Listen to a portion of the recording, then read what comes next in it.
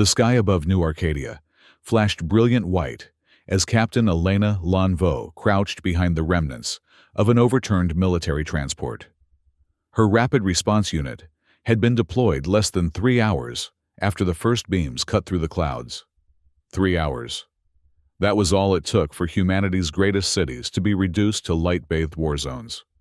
Elena adjusted her tactical visor, its auto-dimming function struggling against the relentless brightness.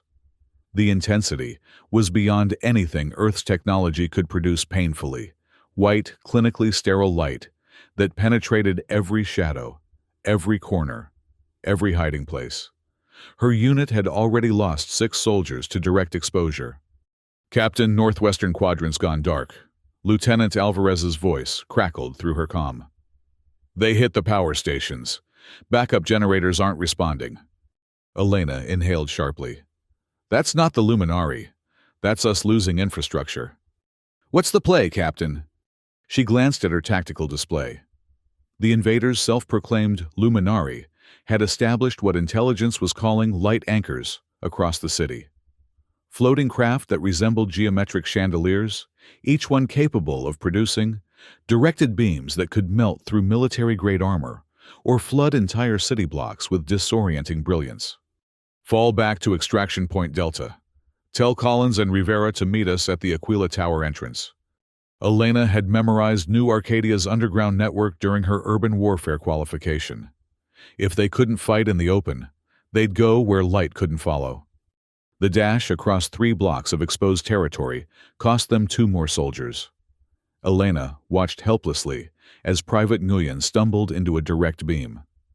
There was no scream, just a sudden rigidity as his body absorbed the concentrated light, then collapsed like a marionette with cut strings.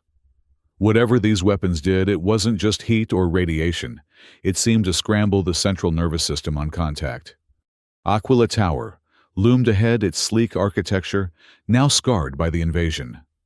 The maintenance entrance to the subterranean levels was protected by a heavy security door, designed to keep people out, not in. "Alvarez, override code Sierra 9 Echo 4. The lieutenant punched in the sequence. Nothing happened. "City systems are compromised," Alvarez muttered. "Going to manual." Elena scanned the sky nervously. A Luminari craft had changed course, moving in their direction. "Make it quick." The door finally yielded with a hydraulic hiss. Elena ushered her remaining team inside, 5 soldiers, barely a skeleton crew. The heavy door sealed behind them with finality, plunging them into darkness until emergency lights sputtered to life. "Welcome to the underworld," Elena said grimly, activating her tactical flashlight. "At least they can't cook us alive down here." The tunnels beneath Aquila Tower connected to New Arcadia's extensive subterranean network maintenance corridors, old subway lines, utility passages, and civil defense shelters built during the Cold War. If they could navigate this labyrinth, they might find a way to strike back. "Captain, I'm reading multiple heat signatures ahead." Corporal Rivera reported, studying her scanner. "Human, about 20. Elena raised her fist, signaling the team to halt. "Friendly or hostile?" "Unknown, consistent with civilian readings." They proceeded cautiously until the tunnel opened into a larger chamber, an old subway maintenance hub that had been hastily converted into a makeshift command center. Computer terminals lined the walls, cables snaking across the floor to connect to portable generators. And in the center, surrounded by screens displaying the chaos above, stood a woman with short, silver-streaked hair and the intensity of someone who hadn't slept in days. "Captain Vo," the woman said without looking up from her terminal. "Rapid Response Unit Sector 7. I was beginning to think no military personnel had survived topside." Elena stepped forward. "And you are?" "Dr. An Duong, head of quantum optics at New Arcadia University." She finally looked up, dark eyes reflecting the glow of screens. "But right now, I'm leading the only research team still capable of analyzing what we're facing." Elena scanned the room. Beyond Duong's immediate team of researchers, she spotted civilians, ordinary people who had fled underground for safety. Some were injured, others simply shell-shocked. Among them, a young man with multiple screens arranged before him seemed unusually calm, his fingers flying across keyboards. "That's Min Duong," said, following her gaze. "Street name Shadow. Best systems infiltrator in the tri-state area. Was serving community service for hacking the city's traffic grid when this started. Now he's our eyes and ears into whatever systems are still operational." Elena nodded. "What about military? Any other units made contact?" "Scattered reports. Most communications are being jammed or intercepted. But you're the first to actually reach us." "And what exactly is us?" Elena gestured to the improvised command center. Dr. Duong's expression hardened. "The Resistance. Welcome to Operation Nightfall." For the next hour, Elena debriefed with Duong's team, sharing what little tactical information her unit had gathered before being forced underground. In return, the scientists provided their preliminary analysis of the luminary technology. "They're not using light as we understand it," Duong explained, pulling up spectral analyses on her screens. "The radiation signatures don't match anything in our electromagnetic spectrum. It behaves like light, but carries properties we've never seen before." "Can it penetrate underground?" "Not through solid mass, no. But they're adaptable. Within hours of arrival, they've already modified their output to penetrate our atmospheric conditions perfectly. They're learning." Elena studied the city map displayed on the central screen. Red markers indicated confirmed luminary positions. Yellow showed damaged infrastructure. Nearly half the city was under direct luminary control. "What about civilians?" she asked. Min spoke without looking away from his screens. "Mass casualties in exposed areas. Anyone caught in direct beams doesn't make it. Others are flooding the subway systems, storm drains, basements, anywhere to escape the light." A tall, bearded man approached from the shadows. His posture immediately registered as military to Elena, though he wore civilian clothes. "They're hurting survivors," he said, his voice carrying a faint accent. "Driving them toward collection points with manipulated light intensity."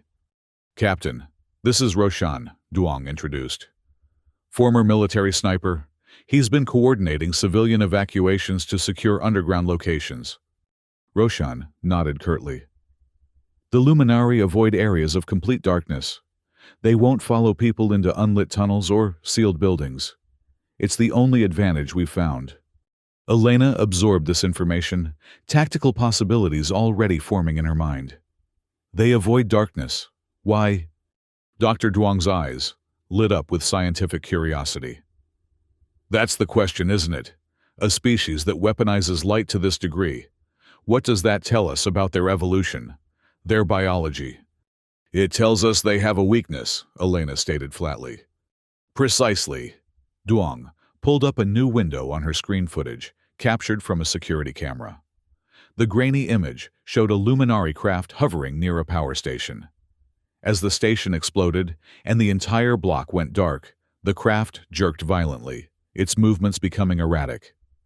This was captured during the initial attack. The area experienced a complete blackout, and this was their reaction. Elena leaned closer. "They panicked." "Or experienced pain," Duong suggested.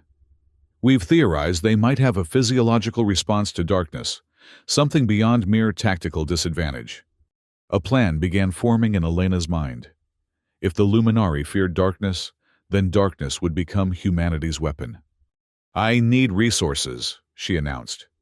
"Communications weapons, whatever tech you've salvaged. And I need a direct line to any military command still operational." "What are you planning?" Captain Duong asked. "A counteroffensive, starting small, then scaling up." Elena turned to her remaining squad members. "Alvarez, establish a secure perimeter around this location. Rivera, inventory our remaining equipment and interface with Duong's team." "You're taking command?" Roshan asked, a hint of challenge in his voice. Elena met his gaze steadily. "I'm proposing we work together. You know the underground terrain and civilian situation. I know military tactics and response protocols. Dr. Duong knows the science. And your hacker knows the systems." A tense moment passed before Roshan nodded in acknowledgement. What do we call this task force? Min asked, finally looking up from his screens. Elena considered for a moment. Shadow Strike. Because from this moment on, darkness is our ally. As hours stretched into days, the underground resistance grew. Elena's military training complemented Duong's scientific insight, Min's technical prowess, and Roshan's knowledge of urban survival. They transformed the maintenance hub into a true command center, establishing contact with other pockets of resistance across the city.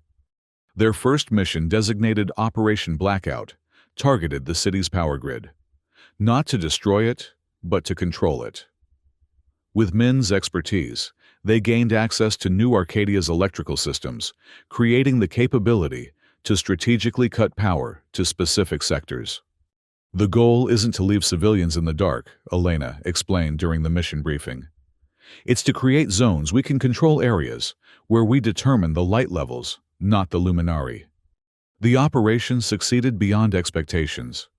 By shutting down power in a coordinated pattern across the Eastern District, they created what Elena termed a darkness corridor, a path through which civilians could evacuate safely, while luminary craft struggled to maintain position.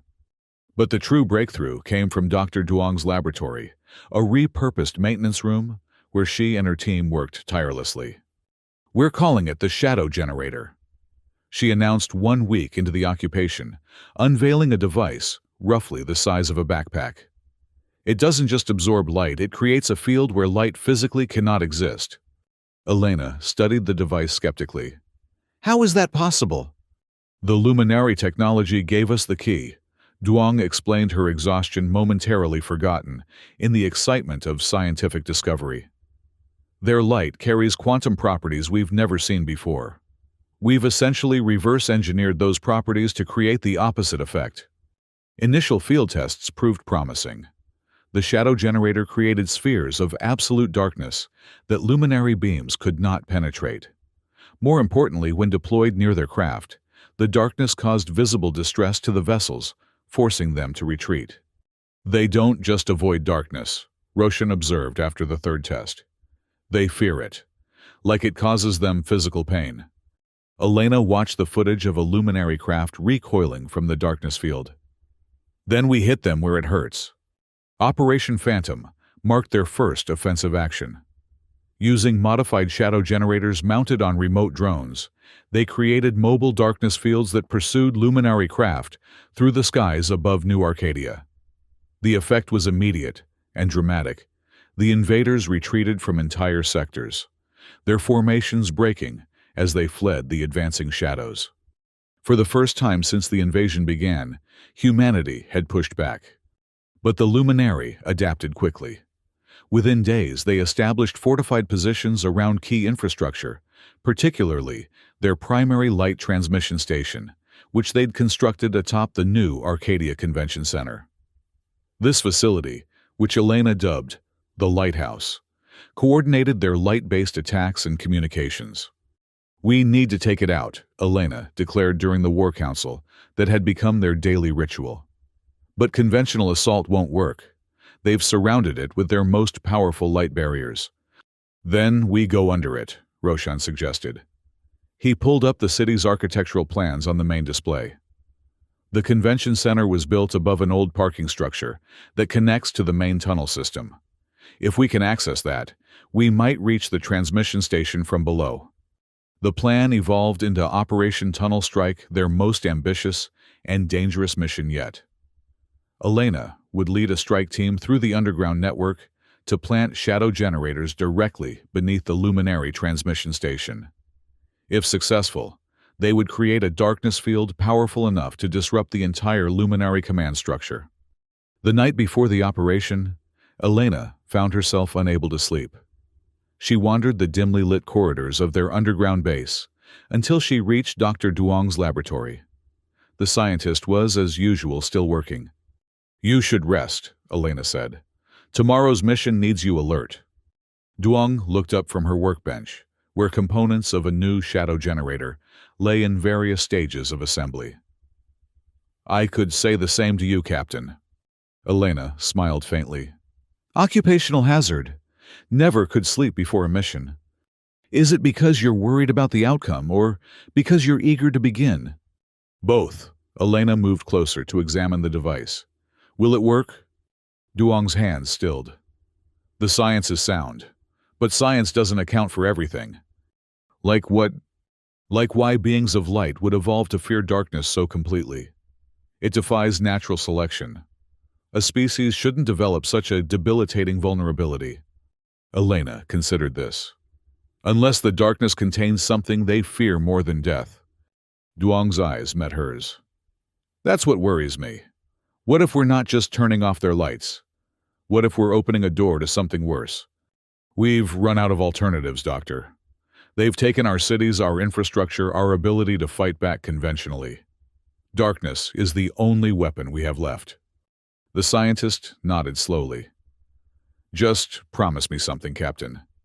If you see anything unusual in the field, anything beyond the expected luminary response, abort the mission. Define unusual. I wish I could. Duong's expression was troubled. But we're dealing with technology and biology so far beyond our understanding that I don't know what to expect. Elena placed a reassuring hand on Duong's shoulder. We'll be careful, and we'll win. Operation Tunnel Strike began at 0300 hours, when luminary activity typically decreased. Elena led a team of 8, her 3 remaining soldiers, plus Roshan, and 4 volunteers with combat experience. They moved silently through the labyrinthine tunnels, beneath New Arcadia, guided by Min's voice through their communication devices. Security door ahead, Min informed them as they approached the convention center's underground structure. Give me 30 seconds. Elena signaled the team to take defensive positions, while Min worked his electronic magic remotely. True to his word, the heavy door unlocked with a soft click half a minute later. We're in, Elena whispered into her comm. Moving to position Alpha. The abandoned parking structure was eerily silent, dust-covered vehicles left behind during the initial evacuation. The team navigated between them, making their way toward the central support columns, where the shadow generators would have maximum effect. Captain, I'm reading increased energy signatures above. Rivera reported, checking her scanner. They may have detected our presence. Elena frowned. How we haven't breached the surface? Thermal imaging, perhaps, Roshan suggested. Or they may have sensors we don't understand. Accelerate the timeline. Deploy the generators now. The team worked quickly, positioning the first generator against the main support column and activating its initialization sequence. As they moved to the second position, a blinding light suddenly flooded the structure from above. A luminary scout craft had descended through an access shaft, its brilliance painfully intense, even through their protective gear. Contact, Alvarez shouted, raising his weapon. Hold fire, Elena commanded. Conventional weapons are ineffective. Activate the generator. Rivera hit the emergency activation. The device hummed to life, darkness blossoming outward, like spilled ink. When it reached the luminary craft, the effect was immediate and violent. The vessel convulsed, its light sputtering as if in agony. A high-pitched frequency filled the air, painful to human ears, but clearly devastating to the luminary. Move to the final position, Elena ordered through gritted teeth, fighting through the disorienting sound. They reached the third deployment point, just as more light began pouring through cracks in the ceiling. The Luminari had detected their operation and were responding in force. 10 seconds to activation, Roshan announced, fingers flying over the generator's controls. A section of ceiling collapsed, and a beam of concentrated light struck Corporal Alvarez directly. He didn't even have time to scream before falling. Generator active, Roshan shouted. The darkness field expanded rapidly, engulfing the entire underground structure. Above them, the sounds of luminary craft in distress filled the air, electronic whines and mechanical groans, as their technology failed under the assault of absolute darkness. It's working, Elena breathed, watching her tactical display, as luminary signatures retreated from the convention center. Min, are you seeing this? Confirmed. The hacker's voice responded through static. Lighthouse power output dropping by 30%. 40%. They're pulling back, Captain. Operation Tunnel Strike was a turning point. The destruction of their primary transmission station forced the Luminary to regroup, buying precious time for humanity. More importantly, it proved that the invaders could be hurt, could be defeated by the very darkness they wielded light against. In the weeks that followed, resistance cells around the world adopted the shadow generator technology. Underground manufacturing facilities produced hundreds, then thousands of the devices. Each successful deployment pushed the Luminary back further, reclaiming territory, block by block, city by city. But Elena knew they needed a final decisive strike. Solaris Square. She announced during the strategy session that marked 1 month since the invasion began. That's where we end this. Solaris Square. New Arcadia's central plaza had become the Luminary's command headquarters. They'd constructed what intelligence referred to as the core beacon, a massive structure that seemed to serve as both a coordination center and a dimensional anchor to whatever realm the invaders called home. It's their most heavily defended position, Roshan pointed out. Triple-layered light barriers, constant patrol craft, direct beams that can vaporize anything within a 100-meter radius. Which is why they won't expect us to hit it directly, Elena replied. Dr. Duong, what's the status of the Mark IV? The scientist looked up from her tablet. Prototype stage. We've successfully increased the darkness field radius by 300%, but power consumption is problematic. It will function for approximately 6 minutes before burning out completely. 6 minutes is all we need. Elena turned to the tactical display. Min, can you get us schematics of the utility tunnels beneath Solaris Square? The hacker nodded. Already done. There's a maintenance shaft that leads directly beneath the plaza, but it's flooded. Been that way since the storm drainage systems failed during the initial attack. We'll need diving equipment, Elena noted, and a way to transport the Mark IV safely through water. I can modify the casing, Duong offered. Make it waterproof to military specifications. Good. Roshan, how many combat-capable volunteers can you round up in the next 48 hours? The former sniper considered. 20, maybe 30 if I pull from the outer sectors. I need 12. Your best. Elena's expression was determined. Operation Eclipse launches in 3 days. The preparation was meticulous. Every team member memorized the tunnel routes, practiced underwater navigation with the bulky shadow generator components, and rehearsed the precise timing required for simultaneous activation of multiple devices. The plan called for 3 separate teams to place generators in a triangular formation beneath the core beacon, creating a darkness field, powerful enough to disable the entire structure. On the night of the operation, Elena gathered her team for a final briefing. The mood was solemn, but resolute. Every person present understood the stakes. This isn't just about New Arcadia, she told them. What we do tonight will determine whether humanity retakes its world or surrenders it to the light. The Luminari came here believing we feared darkness, that they could subjugate us with their brilliance.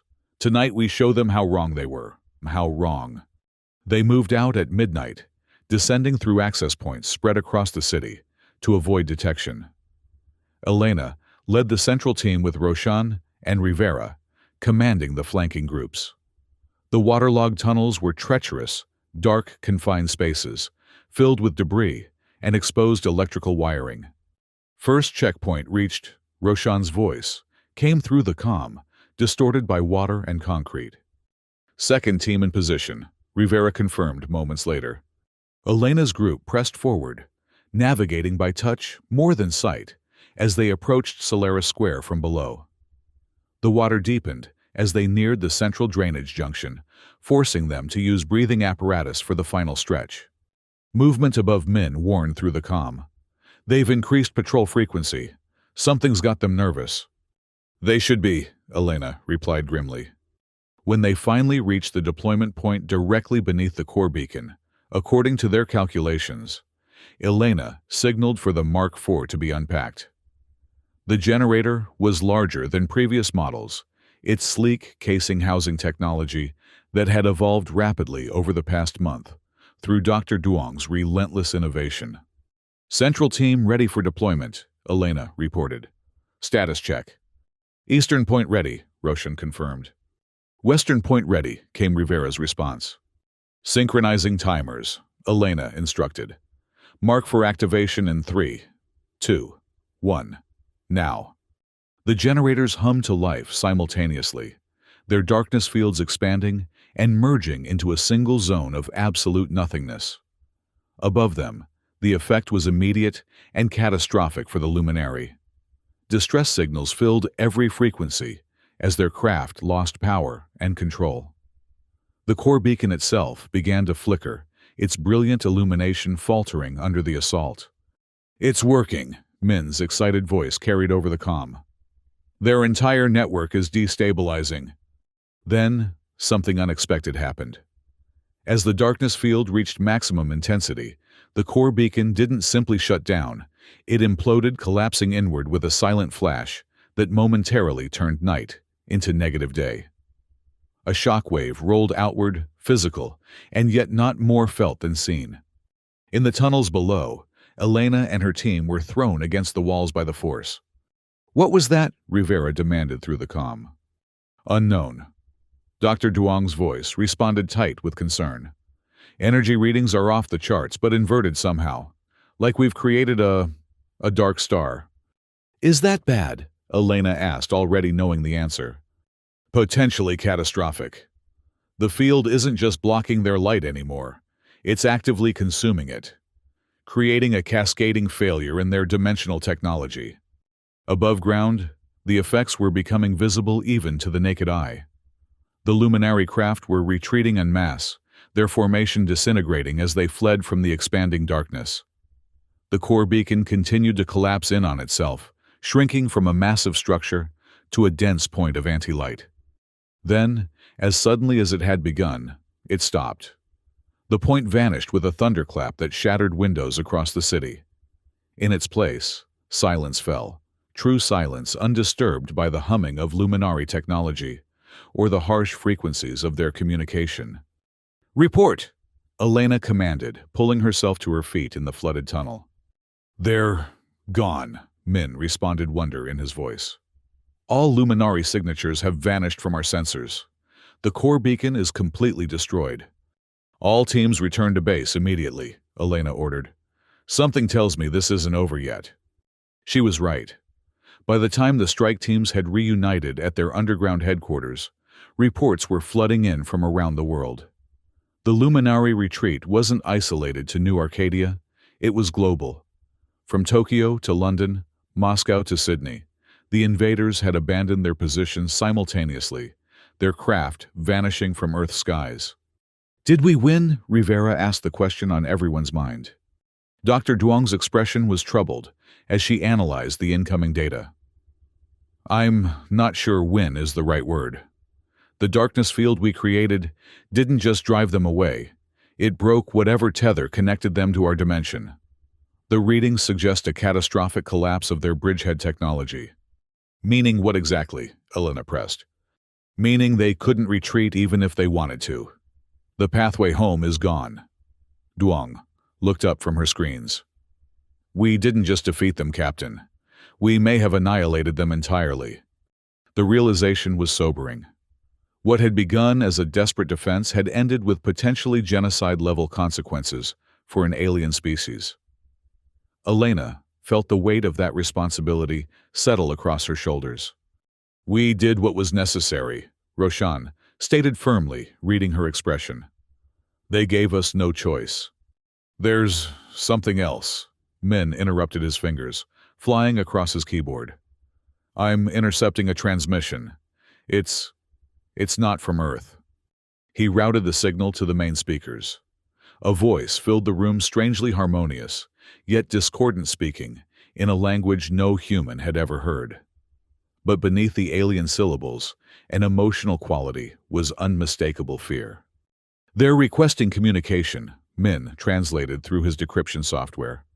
"They're asking for terms." "Terms," Elena echoed. "They want to surrender." "Not exactly," Duong said, studying the translation. They're requesting a cessation of the Great Darkness. They believe we've weaponized some fundamental force they don't understand. Haven't we? No. Duong's eyes were wide with realization. What we created was just technology advanced, yes, but still just a tool. They think we command darkness itself as a primal force, that we're darkness wielders. The implications settled over the room. The Luminari hadn't retreated in defeat. They'd fled in terror from what they perceived as a species with mastery over their greatest fear. Respond, Elena decided after a long moment. Tell them we accept their withdrawal, but any return will be met with greater darkness than before. The next days were chaotic but hopeful. As humanity emerged from underground shelters and ruined cities, the true extent of the invasion's damage became clear. Infrastructure lay in ruins, millions were displaced, and the psychological toll of the Luminaries' light-based attacks would linger for generations. But they had survived. More than that, they had discovered a power and resilience few had imagined possible. Elena stood atop the remains of Aquila Tower, 1 month after Operation Eclipse, surveying the city, as reconstruction efforts continued below. New Arcadia would rebuild, as would cities around the world.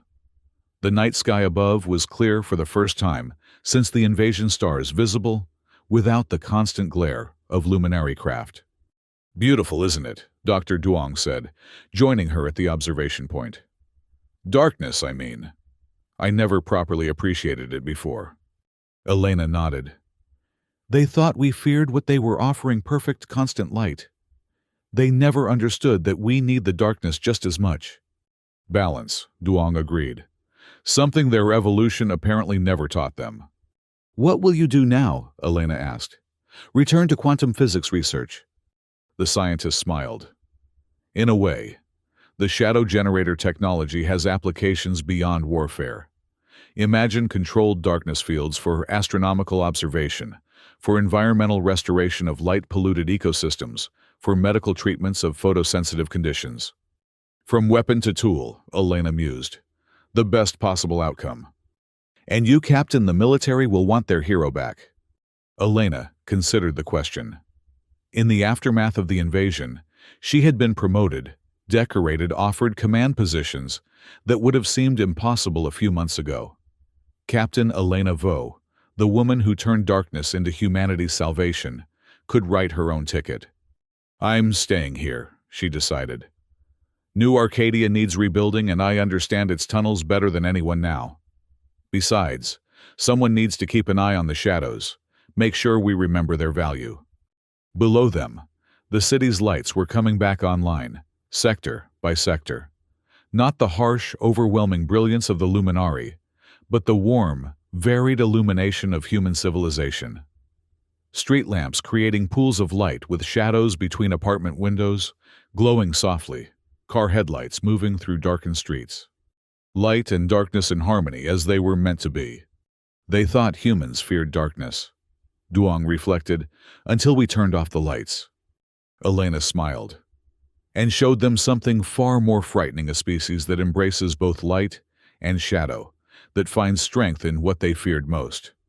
Together, they watched as New Arcadia reclaimed its nighttime rhythm. In the distance, the first new construction at Solaris Square had begun, a memorial that would stand as a reminder of humanity's darkest hour and its brightest triumph. Not a monument of light, but a carefully designed space where darkness and illumination worked in concert, teaching future generations the lesson that had saved their world. That sometimes the greatest power lies not in banishing darkness, but in understanding it. In turning off the lights, humanity had not only defeated an enemy, they had rediscovered a fundamental truth about themselves. They were creatures of twilight, at home in both radiance and shadow. And that balance made them stronger than any beings of pure light could ever comprehend. End.